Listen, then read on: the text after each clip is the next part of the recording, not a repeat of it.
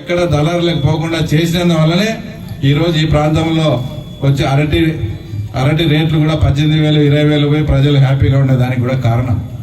ఇలాంటి ఎన్నో కార్యక్రమాలన్నీ ఎన్నో ఇది చేసి ఇందాక చెప్పినా కదా, ఎవరైనా కూడా వీళ్ళు చేసింది మిమ్మల్ని ఏంటంటే ఎప్పుడు 24 గంటలు ఆ మండలం ఆఫీసులో కూర్చోవడం, ఈ ఊరికి సంబంధించిన లీడరు వాళ్ళనే ఒకటి పాస్బుక్లో ఎక్కించేది తీసేయడం, తీసేది ఎక్కియడం, స్టేషన్ పిలిపడం, కొట్టడం, మళ్ళీ ఆయనే ఇడిపడం, మళ్ళీ ఆయనే చేయడం. ఈ దెబ్బతో మొత్తం 40 ప్రజల్లో ఒక రకమైన భయం సృష్టించి ఆయనకు అగెనెస్ట్ గా ఏదైనా జరిగితే మమ్మల్ని ఇబ్బంది పెడతాడనే ఫీలింగ్ తీసుకొచ్చి మిమ్మల్ని ఒక కట్టు బానిసల మాదిరి చేశాడు. ఆ విషయం ఒక్కసారి ఆలోచించి మేము అన్నిటికీ సిద్ధంగా ఉన్నాం. సిద్ధంగా లేకపోతే మా ఇంట్లో మనిషిని మేము పోటీ పెట్టాం. కాబట్టి అలాంటి ఇబ్బందులు ఈ నుంచి ఎవరికైనా చేసినా కూడా అలా తోలు తీస్తామని కూడా చెప్తూ మీరంతా కూడా ధైర్యంగా ఉండండి. మొత్తం స్కీమ్స్ అన్ని కూడా ఇప్పుడు వాసన్న చెప్పినాడు, తల్లికి వందనం కావచ్చు, మిగతా అన్ని కూడా.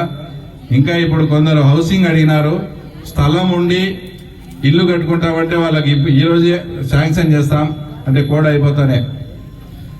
ఇంకొక ముఖ్య విషయం ఏంటంటే తర్వాత ఎన్టీఆర్ ఇళ్ళని మనకు 17లో పడినాయి, కొన్ని పెండింగ్ ఉన్నాయన్నారా, అవన్నీ కూడా చేసి సిమెంట్ బ్యాగ్స్ ఇచ్చింటే వాళ్ళకి మిగతా బిల్లు ఇప్పిస్తాం.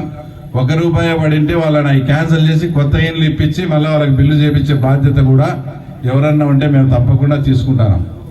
ఇంకా ఫైనల్ గా జగన్మోహన్ రెడ్డి గారు ఎలక్షన్ అయిపోయింది.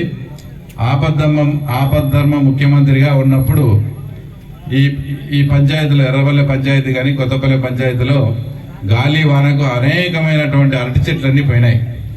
ఆయన పరామర్శకు కూడా వచ్చినాడు. ఆపద్ధర్మ ముఖ్యమంత్రిగా ఉండి కూడా